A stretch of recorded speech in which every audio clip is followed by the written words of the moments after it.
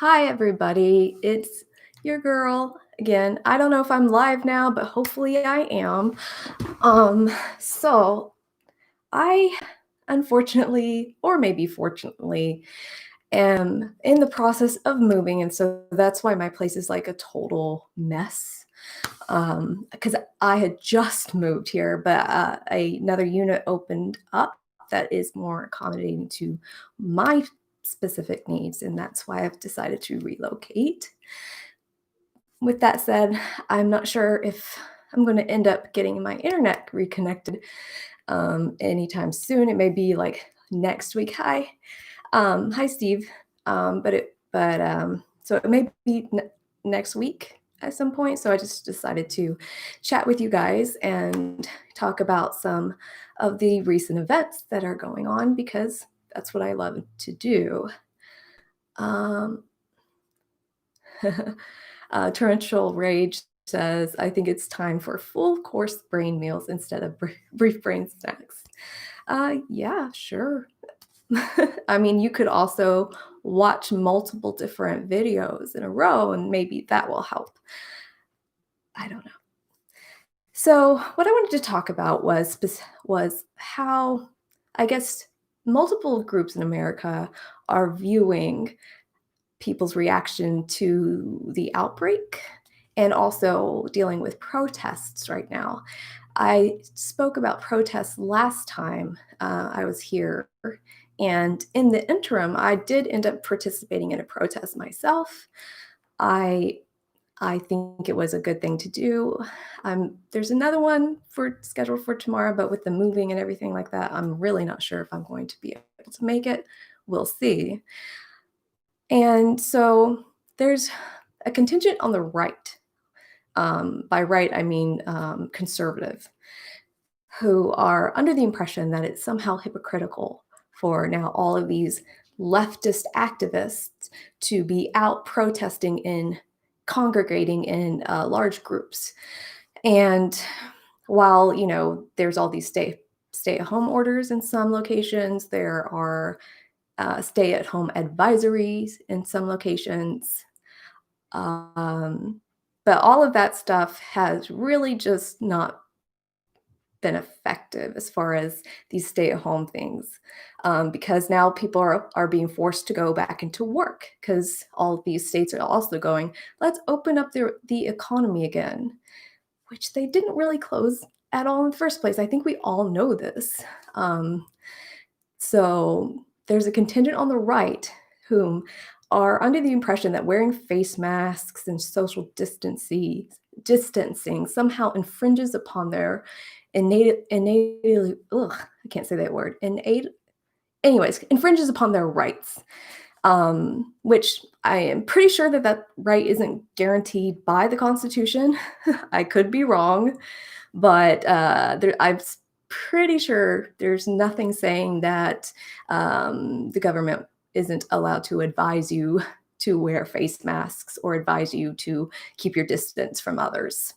Um, so there's this contingent on the right that believe that now that all of these people have started to protest, these leftists have started to protest, they are going in direct conflict with that idea or the fact that they should be social distancing because it was more of the Democrats that kind of put into place these social distancing measures and these face mask measures. I think that that is a real inalienable. Thank you, Aaron. Whoa. I think that there is I think that that doesn't really account for how people think. Um, on the surface, maybe it does seem hypocritical, but I feel as if they did not bother to really consider the overarching theme of what's happening. Um, as you know, we the protests for Black Lives Matter came from, or I guess originated more recently, due to another Black man getting killed by police. In this case, it was particularly horrific. I don't know if anybody has seen the video, but the man was suffocated to death, and it took nearly 9 minutes for him to die, while other police officers stood by and did absolutely nothing. Um, so there's an injustice in this nation that needs to be addressed. In some places, it's kind of is getting more addressed now that these protests are happening. But I guarantee you, if these protests were not in effect, this nothing would be happening. We wouldn't even be really talking about this right now.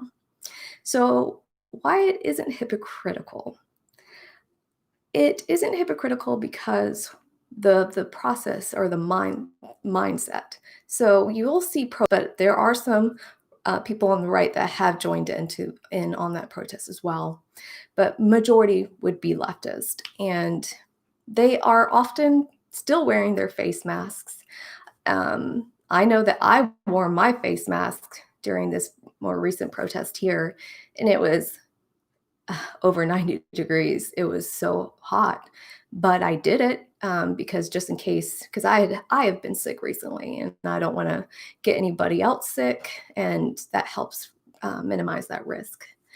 And so the mindset here is that this is such an important thing to do. This is such an important grievance to address with the government that we do not have an option but to risk essentially our lives and our loved ones' lives to to petition the government that we need changes.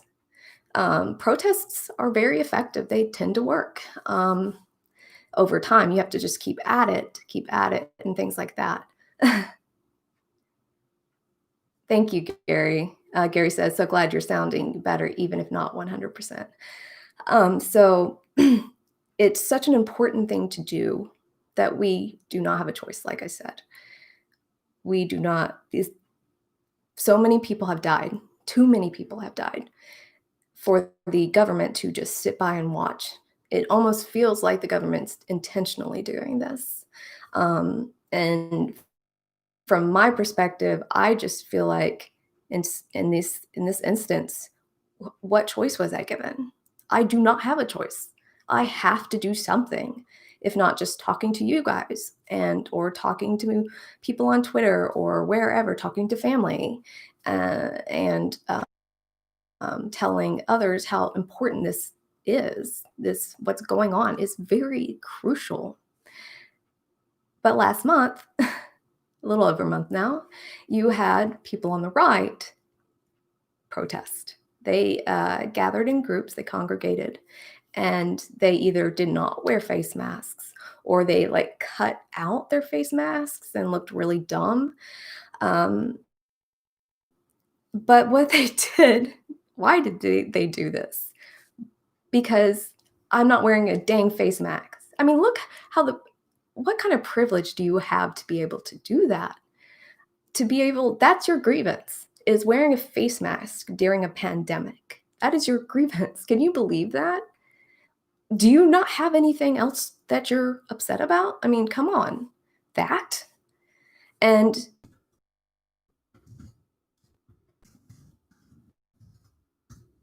I think I'm back. Sorry about that. I have no come up on my screen saying that I lost connection, and I did. How people on the right had the option to not be stupid, right? To I think you're back. I think so too. I hope that you guys are able to see me. And if you are, just let me know somehow so that I know that I'm not just talking to nothing. But okay, great. I am back. So there was an option there. Um, I was explaining or kind of complaining about how privileged that must feel to for that to be the complaint. It's ridiculous. Um, you're not out here. I don't Where are you right now? Where are these people that should be protesting against government sanctioned extrajudicial murder or killings? Um, where are they? Isn't that something that is tyrannical about a government that people on the right were complaining about almost over a month ago. It just doesn't make sense to me for that to be the only complaint. Um, but you know what? You do you. If you want to get pass this virus around, go for it. Um, Unfortunately, I feel like people on the left, this is such an important thing. We do not have an option, and we are willing to risk our health for this because we are forward thinking. We have to think about the people that are coming after us, the younger generations. Um, we do not want them to live like this. We don't, and it would be, I guess, psychopathic want or to do nothing, to sit by and find this acceptable. So is it hypocritical? I'm going to answer that right now. No, it's not. It's not hypocritical. Something else that I want to also address is this idea of top-down following. I think in like brain cognition terms, people say top-down processing. So I'm just going to say top-down following or top-down like just falling in line kind of thing. So as you may know, governments are reopening or if not fully open, right? And there is no sign that the pandemic is ceased, has stopped, or anything. It is still rolling along. Currently, over 2 million people in the United States have been infected with this virus, and about almost 120,000 people have died. We are looking at about 1,000 deaths a day. And these governments are willing, or these state governments, to take that risk because you mean nothing to them. Your health and safety mean nothing. You have to get back to work after all. We have to get the economy rolling again after all. I think this is a really, obviously, I don't agree with them doing this. I think they should have waited longer because even though people are out on the streets protesting and things like that, most of us aren't out there every single day, 7 days a week, because we have to take a break. And so we would still practice precautions outside of that. So I'm not going to go and get in close proximity with another person anytime soon, especially, going to get groceries or anything like that. I'm not going to do that. And I will always wear my mask when I leave my home because I think it's important that we take these precautions. I don't see them doing the same thing. And it's almost like they believe this thing isn't happening. I really feel like it's going to get out of control here, guys. And I am not looking forward to this because at some point we will be grieving for somebody we've lost because of this, whether it's because you have a relative that thinks like the right does and on this issue and just goes everywhere, goes to an amusement park or something like that and rides, especially without a mask on, and then they get infected. This illness is so bad. I cannot stress to you how bad this is. Having gone through it myself, there were times I really thought I was going to die. Why would you want to put yourself through that? The government wants to put you through that, apparently, because your life is meaningless and we have to get the economy rolling because that's more important. And then I have to question, did we kind of do this to ourselves? I know I'm kind of going off the non-hypocritical thing, but did we do this because our economy relies on purchasing things, consumerism? What if we didn't consume as much? Would we be in this state? What type of industries would we see if we didn't have to have some cheap shirt all the time or something like that? A lot of things we really don't need. A lot of things that are just, I don't know, there's a lot of knickknacks or something like that. I'm personally hate knickknacks, so I will tell you right now, I don't have a lot of them in my house. But for those who do, I'm sorry I'm insulting your knickknacks, but you don't need them. And they're cheap and they're easily broken. I mean, there's a lot of things like that that we just don't need. We shouldn't even want it, because we just shove it off in a corner and never really look at it or see it, whatever the item is. But we still have to have it because we have to go buy it. And so, if we weren't so sucked into this kind of consumerism mentality, would we be opening up our economy right now? Not by we, I mean the governors of these states, because they're paid off by these large corporations to make sure your ass gets back at work, despite there being a increase in infections, despite there being an increase in people dying from this. Sorry, you got to get back to work. Um, Gary Presley says conservatives think about their own via personal wealth. Progressives think about others through social reform and societal growth. And so that's something interesting you say there, because I was on Twitter the other day and I came to kind of a realization about something, that I think progressives, not liberals, I think progressives, given enough time, if you look at the grand, if you look at human history and the time of human history, we have made a lot of progress as a species. Yeah, we've got some work to do, but we have won. Progressive ideas will win always. Just give it enough time. And so I know that some people won't agree with that thought, because, yes, people on the right, or conservatives, or whatever they may be called wherever, people on the right tend to really fight really hard against that progress. And here's the thing, here's why I believe progressives, not only just looking at time and history, but this is why I also believe progressives win. Because we're constantly looking forward. We're constantly trying to come up with ideas that will hopefully work for the people that follow behind. We are the planners in society, and that's just a fact. And you look at our our counterparts on the right, and what do they try to do the most? Hang on to what they had before, or what they think was how things worked a long time ago.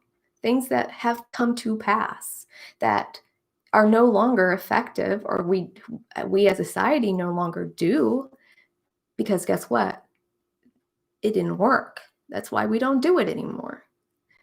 So to think that they are regressive in that nature, that they are just looking back, they are not planning. They're just trying to stop progress. That is all they do. And this is kind of a thing about fascism, too. It's always a reaction to the left. And I think that conservatism generally is a reaction to the left and to progress. Now, they may hide it with money things. It's about spending and things like, oh, no, it's not. Come on now. Come on. Look at the spending. That it's crazy. It's out of control. You're not saying anything or doing anything, or saying that this is, a grotesque situation of government spending. You're not doing dick about it. So no, it's not. So what is it about? It's about trying to return to something, or this idealized past. Most conservatives are doing that, regardless of their kind of propensity for full out fascism. It's just a conservatism thought process. So they're not the planners in society. They just aren't. They aren't the ones that are always thinking about how we can make things better. How could that ever lose? That will never lose, because we as society always want to try to be better. as a humans, as a species on this planet, we do try to do better. We try to, if anything, we try to make ourselves better on the individual level. I just don't think that we could ever lose with that mentality. And I think that the right will always lose because of their mentality. And yes, they win battles. I mean, look at the state of the world. This is really a global problem right now, where you see a lot of very fascisty people having come to power, like Bolsonaro in Brazil.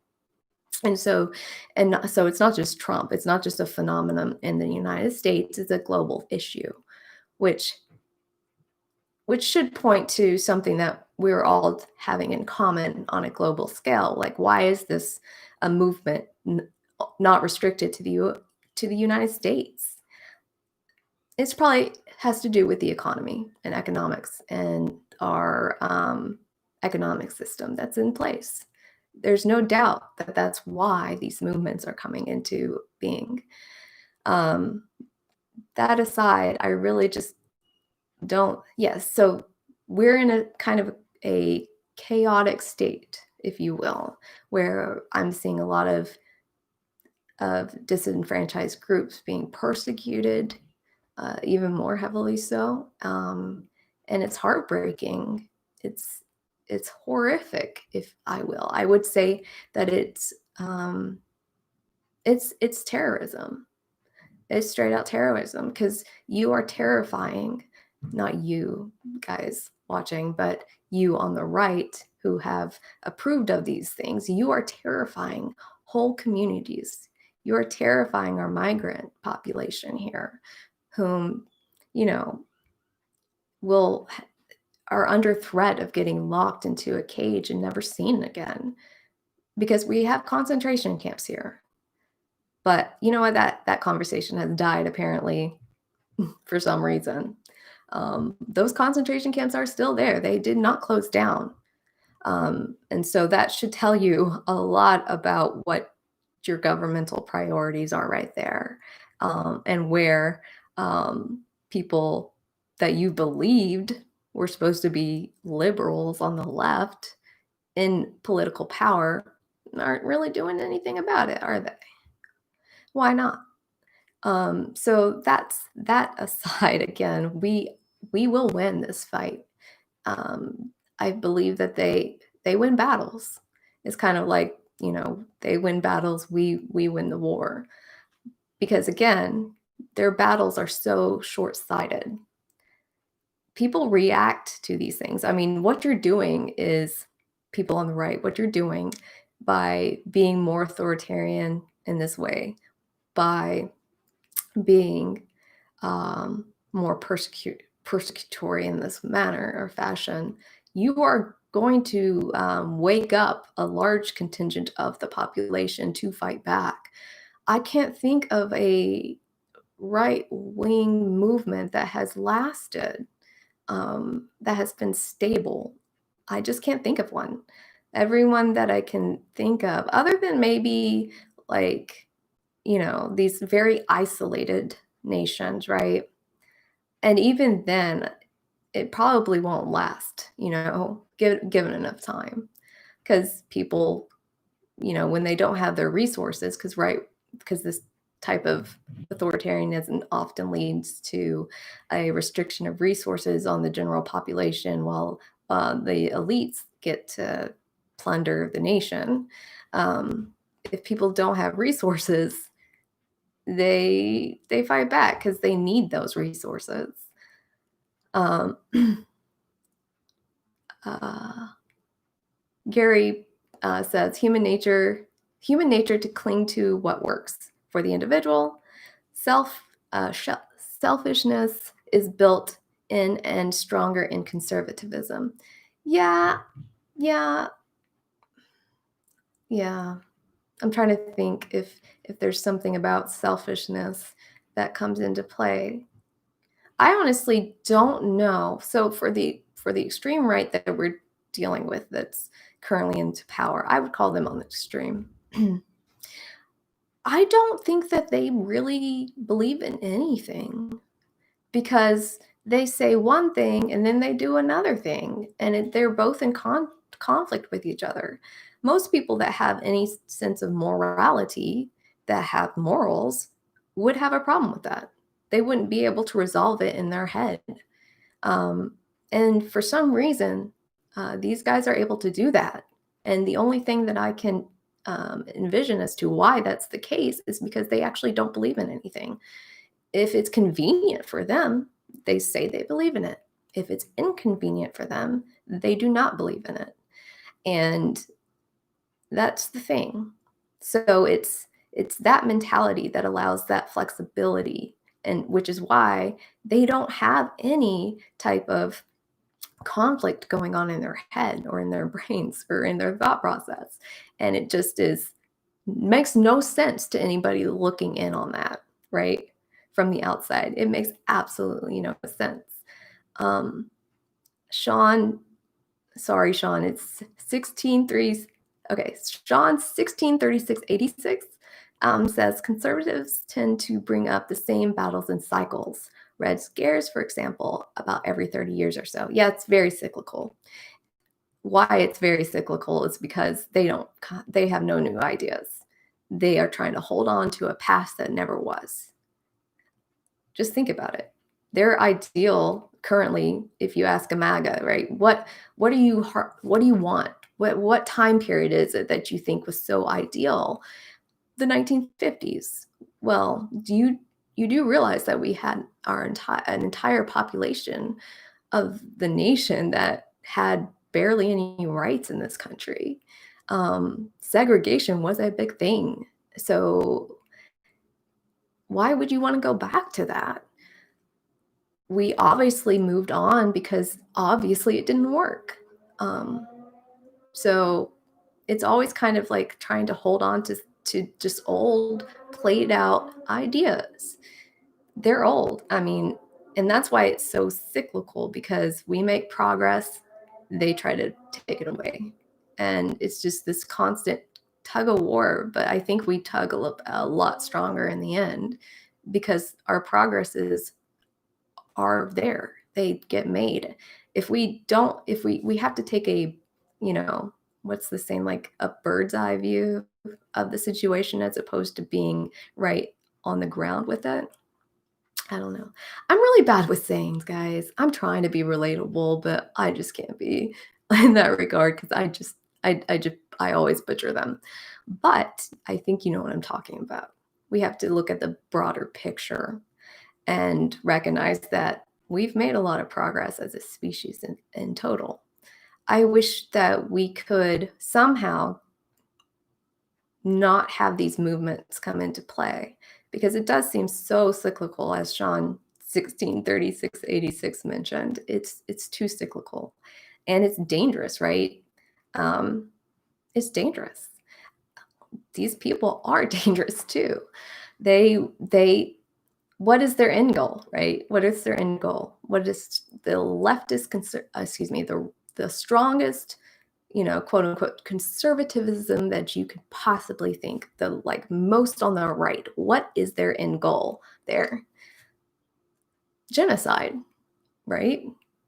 Because they don't believe that all humans are equal. They don't want these humans around in their space. And they believe that removal of these humans will fix all of their ills. That's the only answer, is a genocide. Um, and I'm sorry, but I'm going to fight against that. I don't want to see a genocide. That's why they are so dangerous. Um, I think that we have got to get our act together as a species in total. We have got to think of a better way to make an equitable society so that these movements don't rise up into power. And we've got to think about removing hierarchy. I'm not sure if I mentioned this in the last stream, but I probably did because I always talk about this. I think that hierarchical societies are what lead us down a really, really bad path because those are structured in a way that we assume obviously assume that people aren't equitable. That's the point of a hierarchy. There are people on top, there are people on the bottom, there are people on the extreme bottom, and the people on top want to stay on top. And so they manipulate the people underneath them, who manipulate the people underneath them, and so on and so forth. We need to move away from this. It does not work. It doesn't work. So it works if you don't believe in an equitable society, but for the rest of us who do, it doesn't work. So we really have to consider restructuring society. We have to get to more egalitarian state. And I'm on a large scale, I'm not sure what society that would be. There's no model for it that I'm aware of, except from small scale societies. But we came from small scale societies, so this is something we could accomplish. It doesn't seem like it's not in the realm of possibilities to do it, right? But we have to get there if we truly believe that everybody should be equal.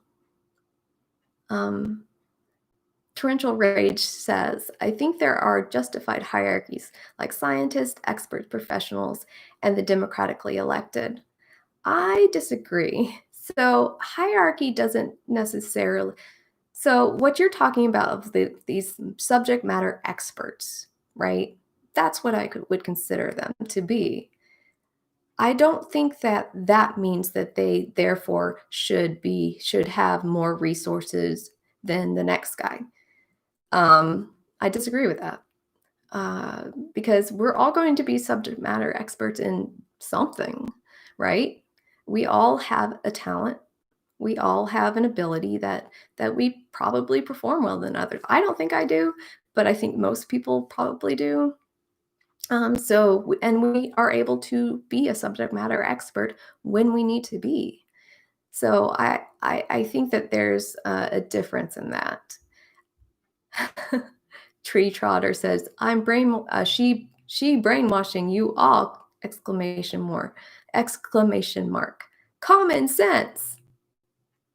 Okay. Yes. Well, why don't we all just be brainwashed? That would be fun. I want people to get to a place where they feel like they are in control of their own destiny, where they have agency. Because in our system in which we live, you are what? Where are you in society? Do you get to determine when you go to work? Do you get to tell your boss that, no, I'm not going to do that thing that you've asked me to? I think we should have a vote on it. Do you get to do that? So the majority of your waking hours you spend is in a undemocratic location, essentially, unless you own your own business. And I don't know if you treat your employees well in that regard so that they have agency over what they do. I'm not sure. Not a lot of people do that. Um, and so is that freedom? No, it's not freedom. As long as you are subservient to somebody for the only purpose of surviving, you have to survive.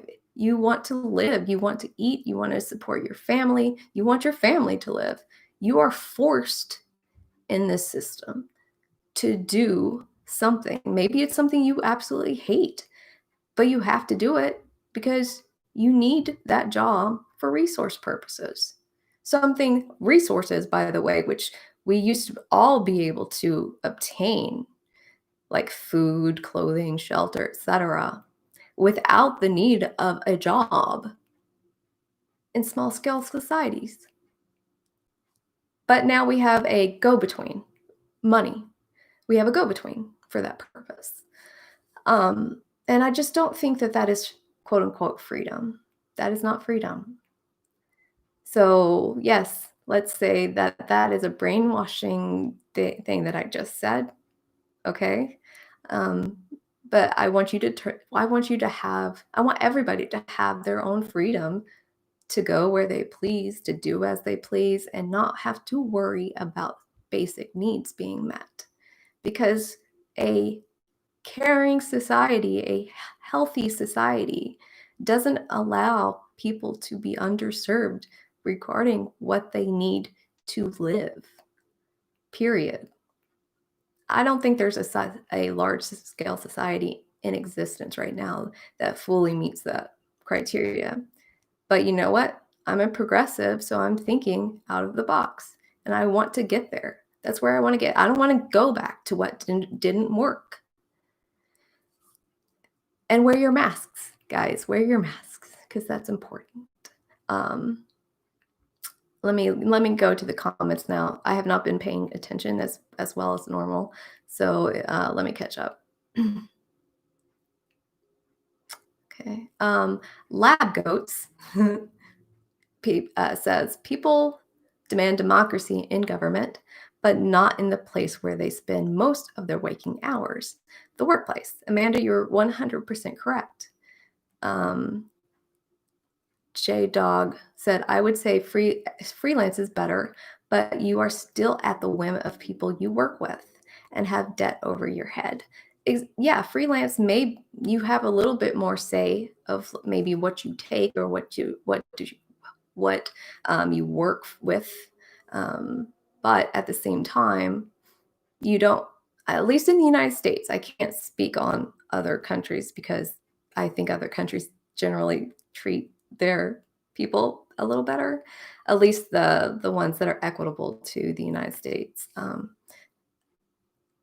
Don't have healthcare. Freelancers don't tend to have healthcare. And so they're at the whim on that too. They have to basically assure that they can get enough money to, as individuals, afford a healthcare plan. And that is expensive. And the way that this current administration is going, they want to completely obliterate any subsidies that could help provide healthcare for freelancers and for people that are small business owners and things like that. So again, we're all at the whim of the system, and it's an economic win, even with the healthcare, because in the United States, our healthcare model is profitized. And I'm sure right now they're eating up this increase in those COVID cases, guys. They love it. I just saw an article earlier today saying that that COVID never had a low point. We're still in the first wave. We're still in the first wave, which I kept saying a lot too, that I don't recall the first wave ever stopping. So as these pundits keep mentioning a second wave, when did the first wave end? So we not only are we still in that first wave, according to the experts, the scientists, the researchers, not the fucking politicians, excuse my language. But also insurers are not going to pay for COVID treatments, essentially, or pay for COVID testings, which everybody knew. Everybody knew that. Except for people on the right, because they trusted Donald Trump, who said, oh, your insurance will pay for this. It's going to be free. No. No, it's not. Our model is not a free model. It is one for profit. They have to make profits. So just to get a little conspiratorial here, as these people, these governors have decided to reopen the economy, send these people back into work, send these people back into the arms of hospitals and needing medical care, needing to actually expend their insurance a little bit. But the insurance said they're not going to pay for it. So you have to keep paying your plan and hopefully, I guess, out of pocket somehow generate the money for survival purposes. It's so crazy.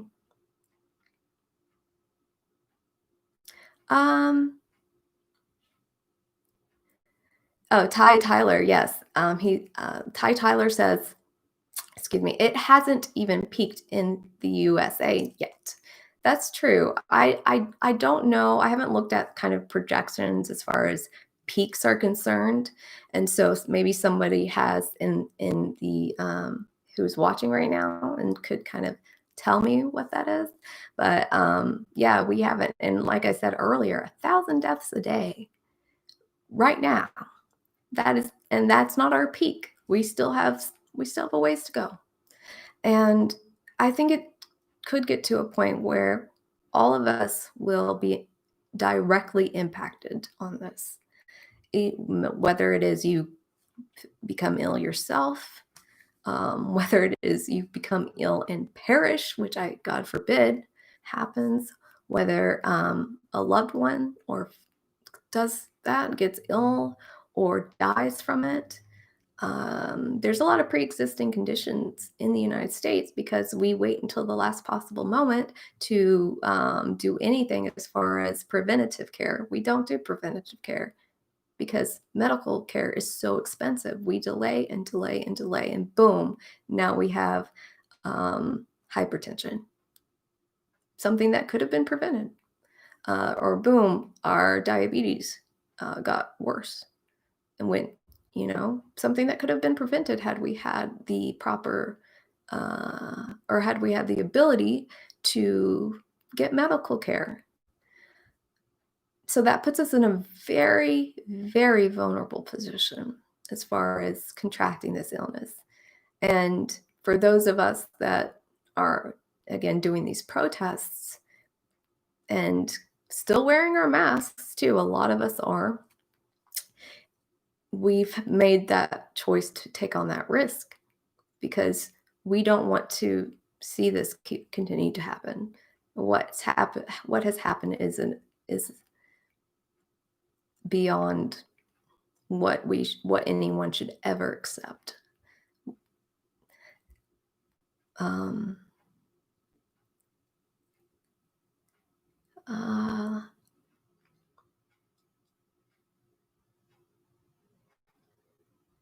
okay, so TV Ube or TVoob says,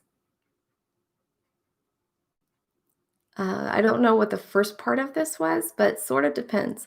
I'm not saying it's fair, but we have some freedoms. We can use those freedoms to our advantage. However, I do believe the US is mishandling this and they won't do anything until they have to. Probably, yes. Again, we have a government that is not interested in being proactive, it's reactive. And so once there's an outcry because people are dying again, or I guess dying and it's very noticeable, um, they're going to react to that in some fashion. So they may recommend. It's always just we recommend you have your employees go back home and work from home. I think it's crazy that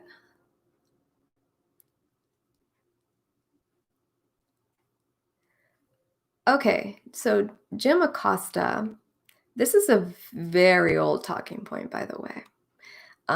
Mentions if Black Lives matter to other Blacks, why did I have why did I have a record?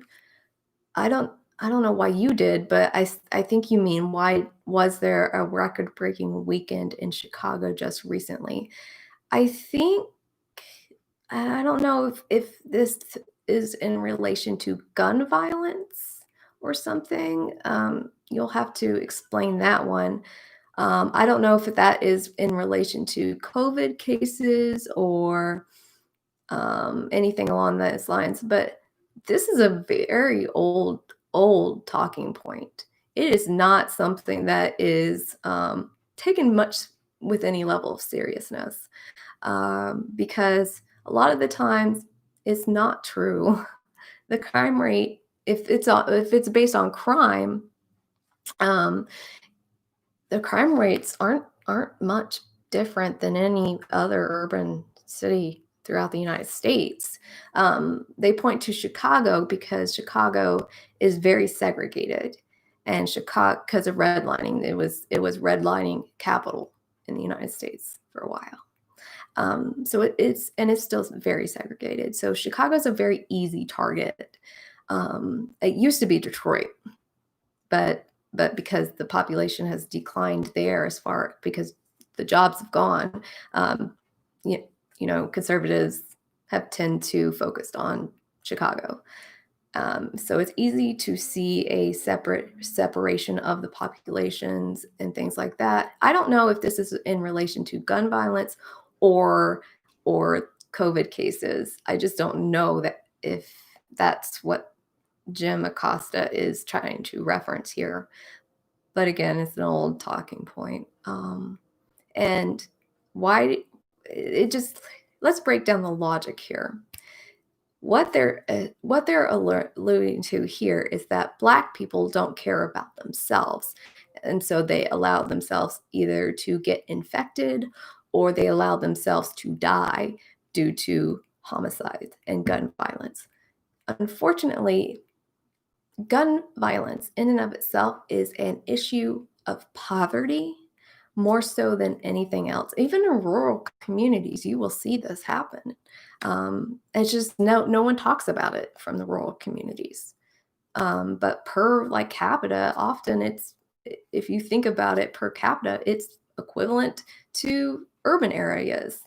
And so this also plays to that urban rural divide too, right? It's Chicago, it's the large cities that have all the problems. But rural areas, look how peaceful they are. That's not true.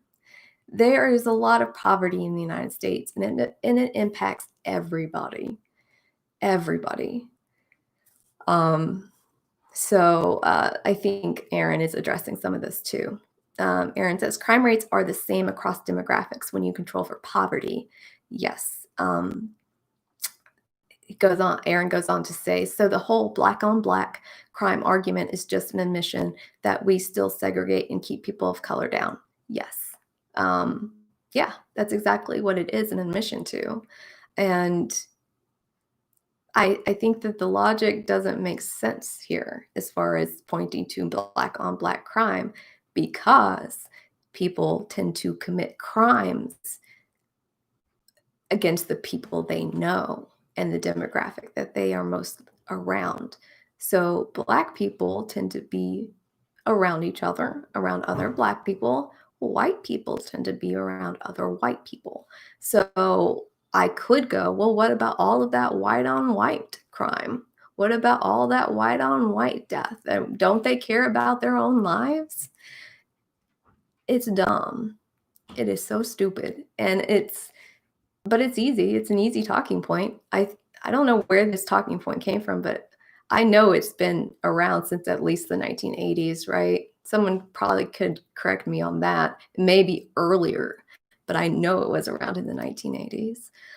So again, looking backward, right? Old talking points, no new ideas at all.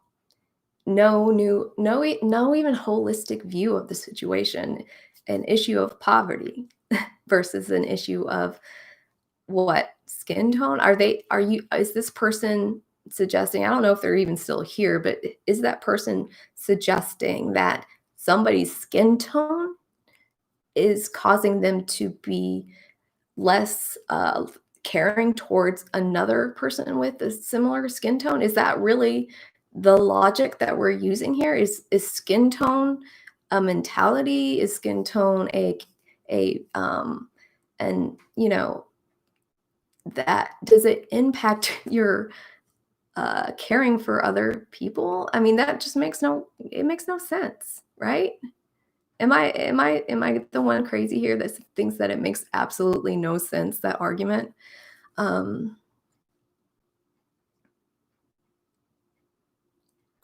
okay.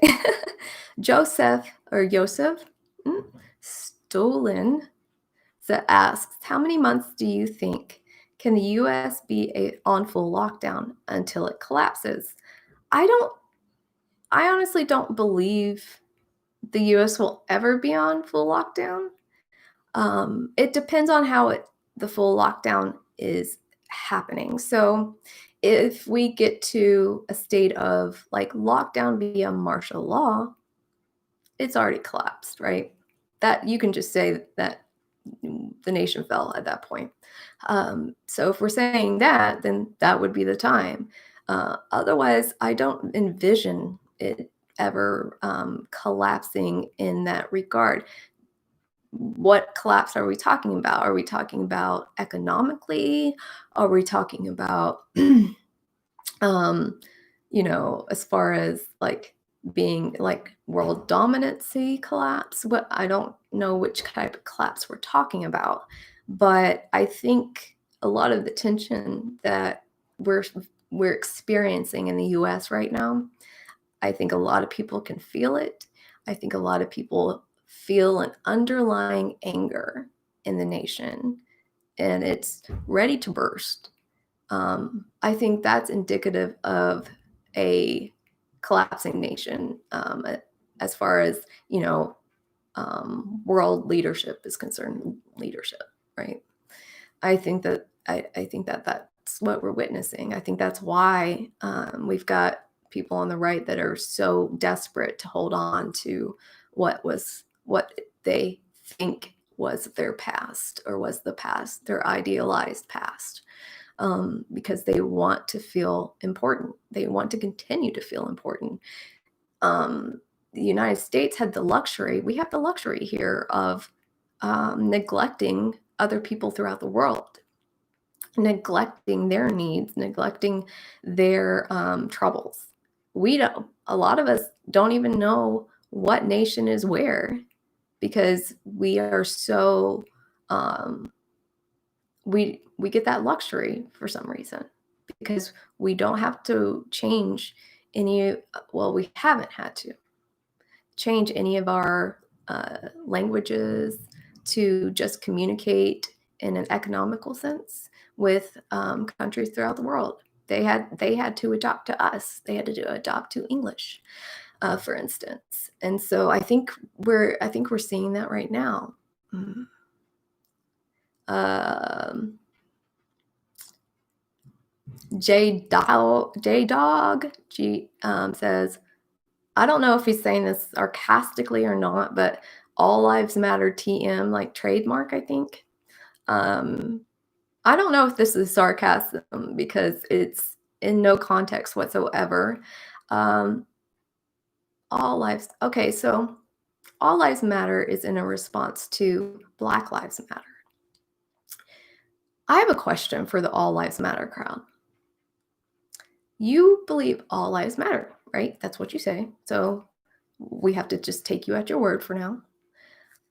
Why do you respond that way?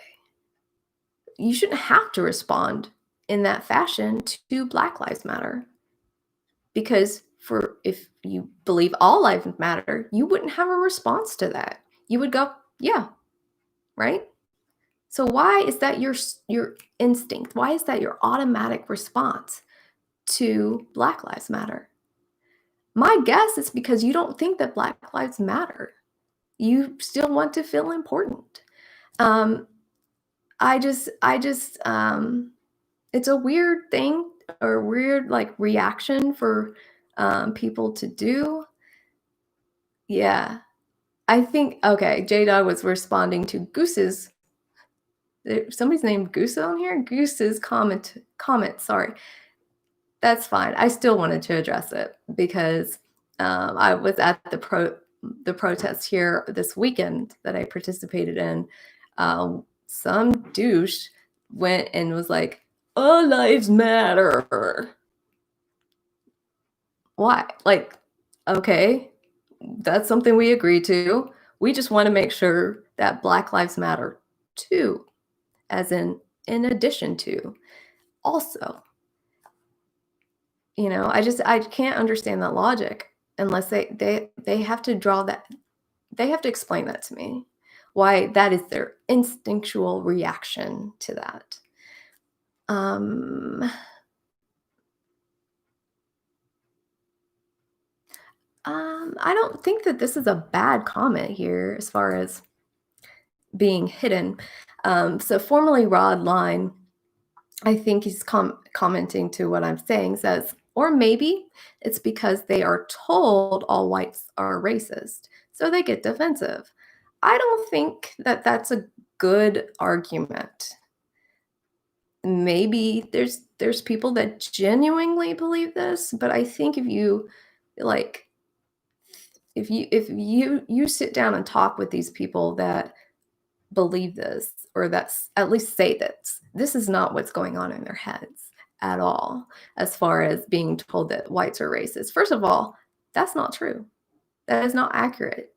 And so if you want to convince me that white people are just generally told that they're racist, I need you to back that up with something, some data, something, and prove that point. So we're already on a faulty foundation with that argument, right? If you cannot prove to me with data to show that that occurs, that that is what's happening, I can't even mess with that argument, right?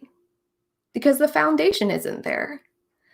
So I don't think that that's true until it's proven. It's a wild claim, so you've got to back that up. So something else is going on, right? It can't be that because they can't prove it. They're just that's a talking point, right? Um, so oh yeah. Formerly Rod line says observation, not my argument. Sorry. Um, that's fine. I think it's true. I think people often do argue that, and it makes no sense as an argument, right? I think we are in agreement with that, hopefully. Um, so yeah, people who argue that, you've got to prove that to me um, for me to even address it as an issue. Um, Plus, there are a contingent of folks that say that Black people are racist.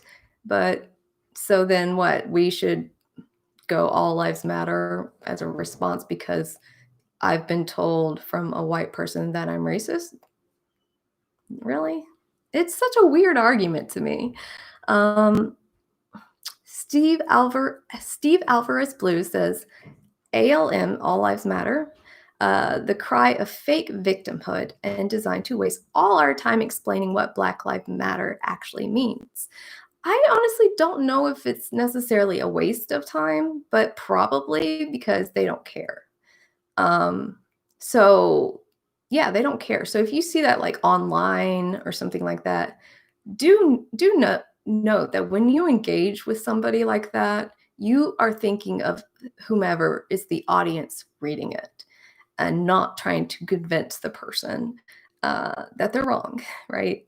And that's kind of the perspective I always take. If I ever engage with people like this, I am never doing it to convince them out of their position. I am doing it for people that are borderline that position and reading through it and going like, wait, that is a good point, that I've made, so that their argument sounds just faulty. And so that's something to keep in mind, that there are people that are out there that are looking for kind of a more complete answer to the world that they experience, right? And so, yeah, just make sure that you don't waste your time on them specifically. um,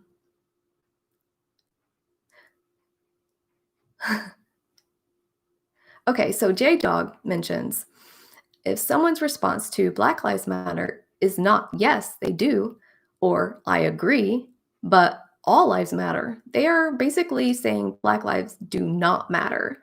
Exactly. That's exactly what's going on because that shouldn't be a response, right? If somebody says Black Lives Matter, if you truly believed all lives matter, you wouldn't go, but all lives matter. That there would be no but in there, which is what they're saying with that comment. But this, that's in opposition to something. That's just how our language works. It's so obvious, right? Um, So people like okay, so something that makes me mad, right? Nancy Pelosi, the darling of the Democratic left, is out there going she was asked at a town hall, was it last year? Maybe last year, maybe before. But at some point, she was asked during a town hall from a question from an audience member about Black Lives Matter, and so but her instinctual response, guys, was, "Well, I think all lives matter." Like this lady's supposed to be representing the left for real. Nah, it's wild to me that and but no, but centrist liberals are like, Nancy Pelosi wore pink. I love her. Nancy Pelosi tore up Donald Donald Trump's State of the Union speech. Oh my goodness, how amazing! What actions has she taken? Um, Legal counsel asks, "Hi, my name is Marcus. Can you see this?" Yeah, I can see it.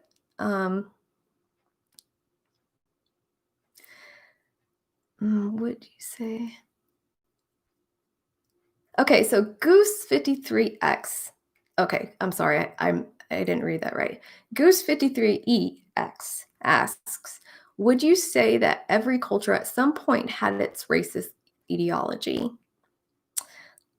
Mm, no, I don't think so.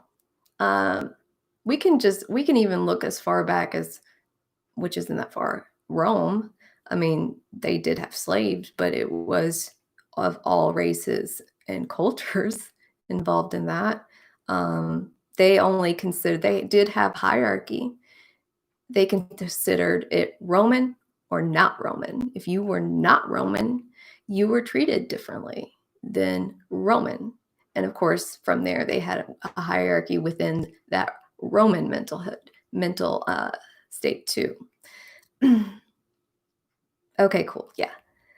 So I don't think that it's a specific problem to any society. Uh, and also, a long time in human history, as far as society is concerned, there was not a much exchange between people. So, like, you had people in Africa that would never ever see um, a white person in their entire lives because it wasn't that well connected. But when trade routes were established and things like that, it became connected a lot more. In fact, when there was this is a neat story or just interesting at least. There was a man in Africa. He was very wealthy, very wealthy. He had an entourage. He also had slaves. He was black and they were all black because he was from Africa. And he wanted to travel. He wanted to travel what the world as much as possible. So he ended up in Europe, in like modern or what modern day Europe, and and Europeans saw this man and his wealth, and they connected Africa and that with him. And like, so they had the impression that Africans were wealthy and notable. And they when they laid eyes on him, they thought he was beautiful. Um, and so they had no problem, no negative initial reaction with skin tone. That came along with slavery. And this is the tragic part of this story, by the way, is he helped slavery occur in with against black people in Europe. He manipulated like villages for his own personal wealth, by the way, that he was close to, and helped get that started because he himself had slaves. So he didn't. I guess he had no no problem with it at all. And it was that at that point that I guess Europeans had to rationalize or rationalize whatever it is. They had to reason in their heads why it is that these people, because they are people, obviously, are getting treated so poorly by themselves because they're good people, right? And good people don't treat other human beings so awfully. So they had to say, well, they must not be human. They had to dehumanize them in order to maintain that system of slavery. And that is really when we start seeing, at least in human history, skin tone being associated skin tone being associated with um, different levels in society and racism because race wasn't a thing. They humans forever didn't really divide each other by skin tone, and that's where that came from.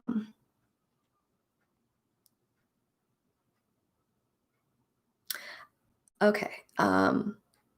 Legal counsel message me. Maybe we can do a future broadcast together. I'm looking. Um, okay, I don't know who you are. So I'll take a look. I can't promise anything. Again, if it's wanting to be anytime soon, I am moving. I probably won't have the internet next week at all. So at least I'll have to use my phone, and my phone doesn't really get a good signal here. Okay, I'm sorry that I don't know what this is in context to, so maybe you can clarify. But formerly Rod Line asks, "What do you think the end game is? What needs to happen so we can get to the next phase? When when we start to unify as humans, is it possible?" So what do you mean by next phase? I have some ideas on what you may mean there, but I kind of need some clarification before I'm able to answer that. Um, so what do you think the end game is?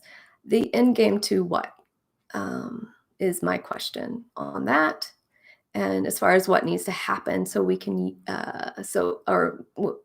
basically what needs to happen to start unifying others together. That's tricky because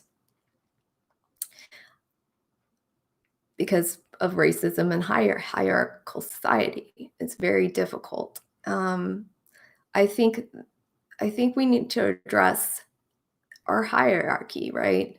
And get the people to realize that they are just as worthy as the people at top. They deserve the resources too, and they deserve control and freedom over their own lives. I think that we have been brainwashed to believe that in a way these people that run the country that are extremely wealthy are somehow better than us because that's not true. That's not true. So we have to first internalize the fact that we are they are no better than we are.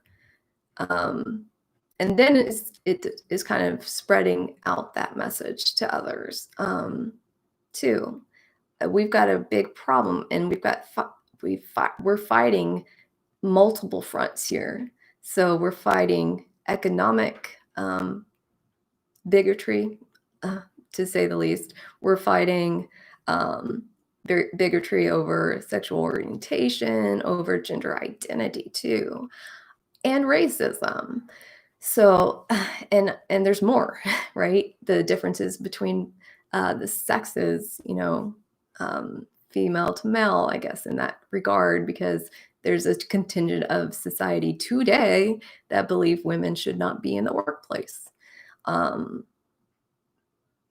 I don't understand why, but we're fighting multiple fronts here. I think racism, as far as one of those fronts, is going to be extremely challenging. the best we can do there is exposure. And unfortunately, with what I believe, it is not my job to expose myself just to end someone else's racism.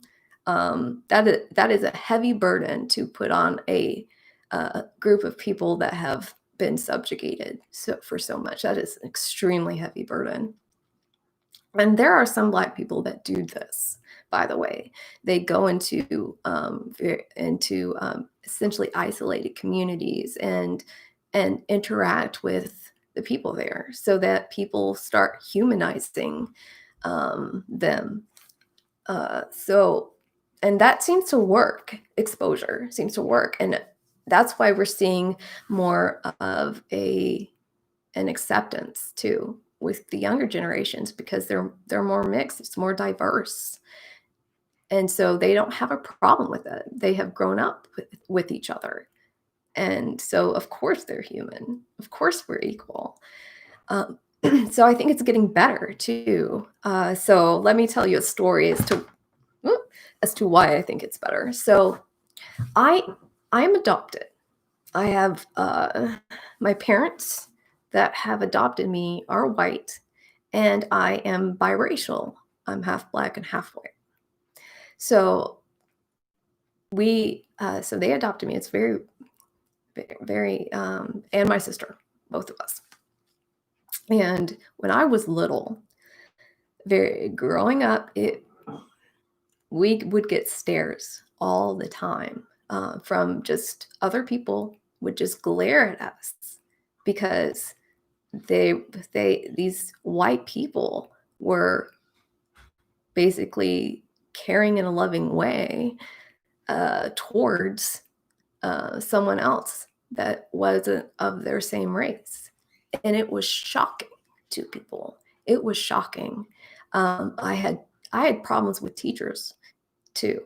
I had problems with teachers not willing to accept me as a biracial person, because when we first started learning about having to identify ourselves on like test or standardized testing or something, like as white, Black, I don't remember it was 3 categories: white, Black, other. And so I would select other. My teacher yelled at me for doing that, and I was in 3rd grade. And she said, "You're Black. You better identify as Black." Or she didn't say identify, but you put Black. You do not put anything else. And by the way, I nearly failed 3rd grade. She hated the fact that I had both white friends and Black friends in class. She was just an angry person. She was a Black woman too. And so it was very rare, even when I was growing up, for people to really cross and talk to each other, that crosstalk. It was also very rare to be biracial or multiracial. I was an anomaly, and I don't think that's a problem now. I mean, I alone would get people asking, "What are you?" You know, I got actually until well into my adulthood, I would still get those questions. Uh, and, you know, it's not my job to really tell you what I am, but I recognize that they're asking out of ignorance, basically. I went to a Christmas party last year, 2019, and I think the person thought that they were trying to connect with me or trying to demonstrate that they didn't have a problem with me. But I was the only person of color there, and I happened to be biracial at the same time. And he came over and asked, "What was it? What, like, nationality are you?" Because he's just like, He's like, "Oh, well, what nationality are you?" And I'm like, "Uh, what?" Because I know what nationality means. It means country. Like, what country do you hail from? And the only response I could think of is, well, the United States, I'm American, right? Because that's what a nationality is. But, I get this question often because this was an older gentleman too. This is an older white dude.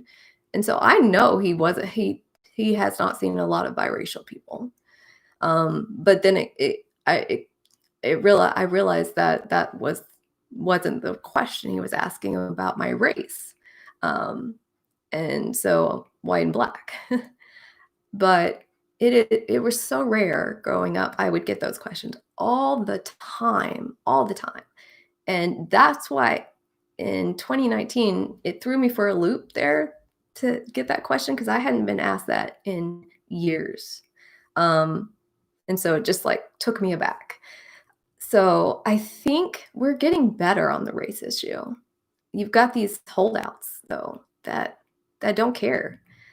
I'm thinking about doing like a more like politically, socially focused channel. So I made a video for it. But part of the video, well, I'm kind of mad.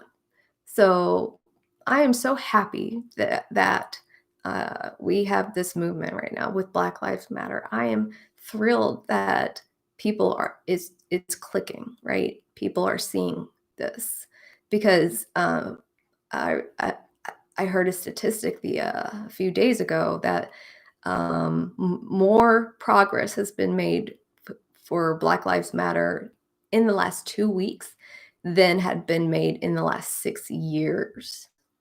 So there's a shift here, and I'm sure you guys feel it, right? Uh, there's a shift happening, and it's great. I'm so happy, but at the same time, okay, let me back up. That shift involves gaining what is now a term, white allies. And so these newly converted white allies are seeing this as a problem, are seeing uh, a discriminatory practice against Black Americans. Okay, I'm glad we're seen finally. And so someone posted the other day on their social media. It was a white woman, conservative, and she said, this is how I know there's a shift, by the way. She said, um, we need to start paying attention, or we need to start, listening to other people.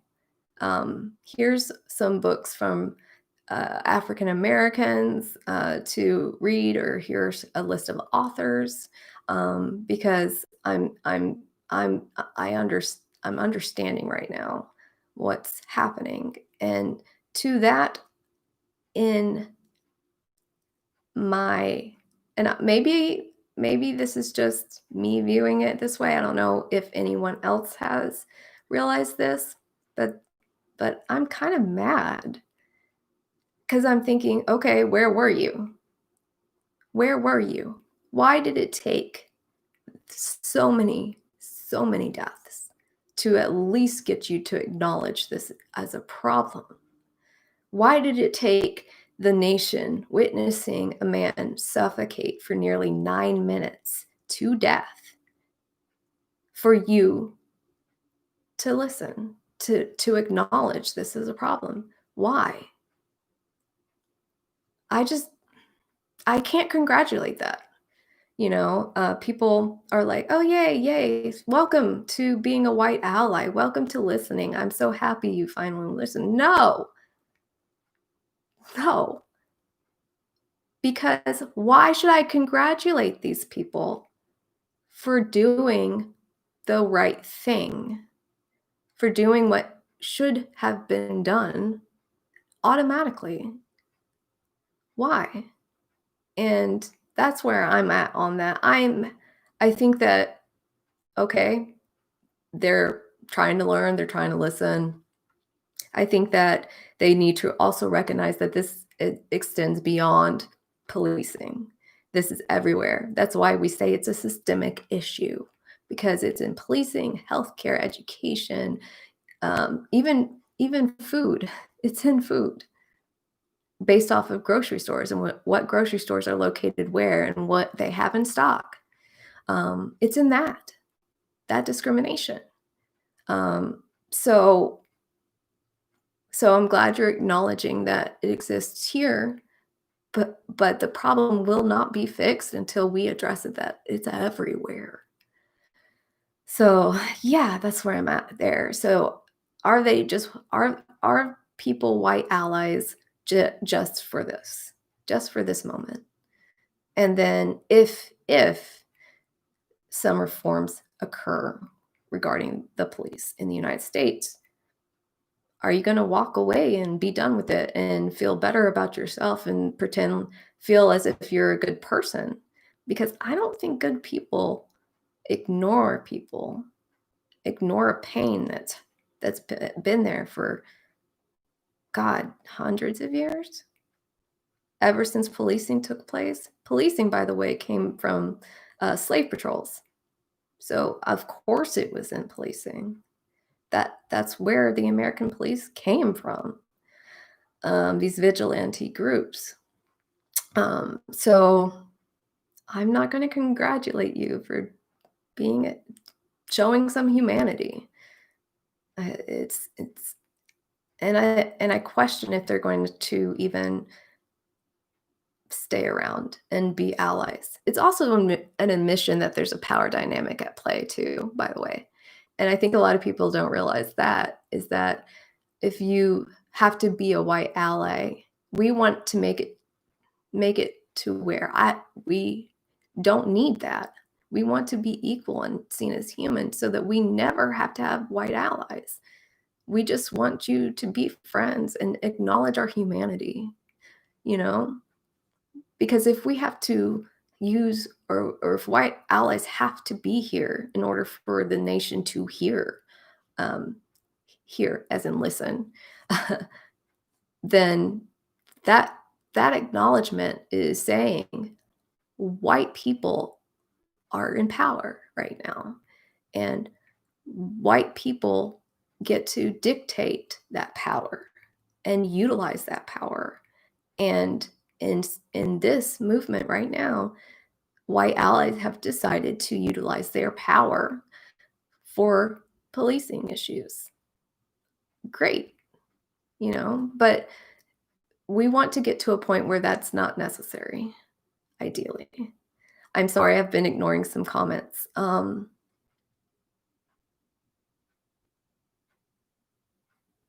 Okay, formerly Rodline says, I'm sorry this is so cliched, but I do wish we could all just get along. I agree. And sometimes cliches need to be brought back up again because it- I think that's what so many of us just want. We just want to get along with each other. We just want to acknowledge that we're human, all of us, that we suffer the same problems that we're vulnerable to the same things like COVID, right? Um, that we all struggle in this world. We don't have to, but that's our economic system, and that's unfortunate.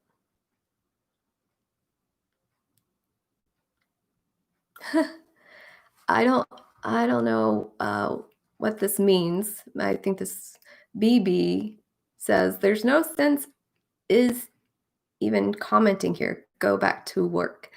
I'm not. I mean, it's night where I'm at, and I don't. Yeah, there's no work to go back to right now. Let's see, but maybe there is for some of you guys, and that's funny because they said there's no use of commenting. Go back to work, but then they commented. I think that's a joke. That has got to be a joke because that's funny. Um, Okay, so J-Dog mentions that the protests have been effective in reaching people. Yes, and that's good. And I'm glad that more people are coming on board too, because that is absolutely needed in this fight for essential, essentially equality. It's very needed, and yeah, I think so too. I think that in some localities, not so much because the protests have been so mild, to say the least. I'm not saying that they need to be riot types of protests. It would be justifiable to me if they were, but I'm not saying that they should be. But yeah, so in some localities, like say where I'm at, protests have to be scheduled with the city in order for you to hold it. So it's not an inconvenience. You have to get permission to do it. And so there was a time in our history where that was not the case. You did not have to get permission to protest. But so now these protests, at least where I am, are not inconvenient to people. And I think you're more noticed when you are an inconvenience, when maybe you are in front of a building that people go to for work, and you're shouting at them and reminding them of the movement. That's inconvenient. People don't like that. And so in a lot of places, yes, it is working. I don't know about here where I am, and I'm sad about that. Okay, the funniest name here, stripper liquor. I remember you from the last stream. So stripper liquor says the worldwide protest in support of the USA must have made an impact on most of our politicians. Maybe. I think it's amazing to see the global community come together. I think we need more of that. So I was reading or listening to this. I don't remember where I got this information, but you know, there's a lot of people in poverty in the United States, right? There's 80% of people are living paycheck to paycheck, uh, and about that much cannot handle like a $500 emergency if it were to arise. But people making over $32,000, and $32,000 in the United States is not that much. But people making $32,000 and more are in the top 1% in the global community. So think about that. People in the world are suffering even more than a lot of people in the United States that are considerably impoverished, that we would consider impoverished. So this is a world issue. And I think it's beautiful to see the global community come together for this movement. But we have to think of all the things that we can come together for too, like assuring that everybody has economic security and stability so that they don't starve to death. Um, it's amazing to if you really put it in that perspective. That kind of like shook me a little bit. Like, oh my God, you're right. Like um, we should be doing more as a group of workers, as the working class in the United States. We should be fighting for the working class in China, you know, anywhere, South America, the countries there. We should be fighting with them as the working class, as we all are, because we can make a change there. And I think people will get it.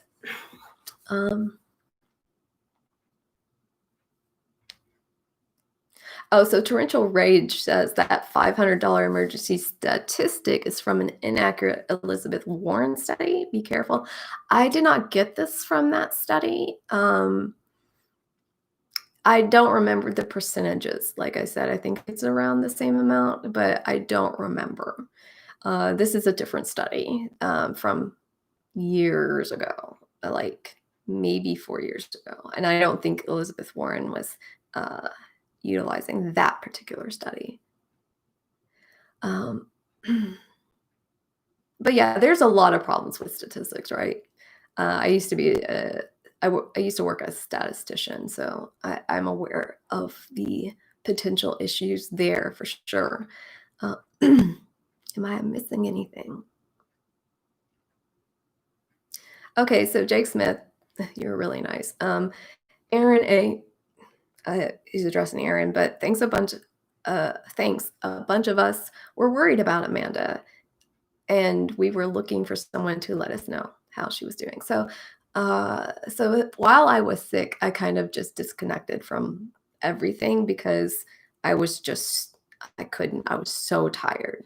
It was to a point where I'm like, breathing is tiring. That's how tired I was from this. And so there was no way I was going to be on social media making videos or anything like that. No way. So that I disappeared. So some people were worried about me because I just completely poof, I was gone. But yes, I am doing better. You can hear my throat is not great, but I am doing better. So I have been streaming for an hour and 30 minutes now, and I recognize that I may not have anything up on the channel within the next week at all because of moving again. So that's why I kind of wanted to extend this one a little bit longer. But I think I'm done with the conversation unless anybody else has something. I actually love you guys being here. It keeps me company. I am I'm social isolating myself anyways because of my illness. And so it gets a bit lonely. So I don't get to talk to a lot of people. So thank you guys for keeping me company if if I can be selfish. You guys are keeping me company more so than anything. Uh, all right. So I thank you guys for listening to me and listening to me bumble around. Um, Torrential rage. Well, I could ask questions all day. What do you think of hierarchies of institutions? Hierarchies suck. I think that we could get to a place where we don't need them. I think that there's something in us that wants to build a hierarchy because we kind of look for someone as a leadership or as a model for some reason. But I think we can get to a place where maybe we can have leaderships in certain like domains, like I mentioned, like subject matter experts, right? But not use them as leaderships in all domain because that is a mistake. I mean, look at our political landscape. We rely on politicians so much as leaders that a large contingent of the population here in the US will believe a politician whom we know will lie, will manipulate. Everybody admits that. Believe a politician over a scientist, like a scientist studying the COVID epidemic, like a scientist studying climate change. This makes no sense to me, but that's how much there's a contingent of people that just want a leader and just want to follow them and want them to do their thinking for them. We have got to educate our populace, but that is another day. So David Worley said, address me, we'll be in touch for a podcast soon. I don't know if this is clap or if it's a wave. Best platform to contact you on. So if you want to guys, if you want to contact me, this is a good question. I think somebody mentioned this in the comments section last time that because I kept raising bringing up my Twitter, but then I didn't tell you what it was. So the best platform to contact me on, honestly, would be Twitter. So you can contact me via, I'll just write it, but I'll say it too. You can contact me on Brief Brain Snacks. What is it? At Brief Brain Snack. Yeah, I think that's what it is. Um, I think so. Or you can contact me on my personal Twitter, which is at Miss Smarty Panda. So I'll write this in the comments for you guys before you take off. So this is my personal at Miss Smarty Panda and Brief Brain Snacks for just the, the channel. I am more likely to respond to my personal before the Brief Brain Snacks one. And honestly, if Brief Brain Snacks plural doesn't work, try it singular, Brief Brain Snack, because I don't remember if I had enough characters to make it the entire length of the name. So yeah, just keep that in mind. So I will see you guys later. Thank you guys again for hanging out with me. And guys, again, stay safe there. If you are able to, social isolate as much as possible, wear the masks.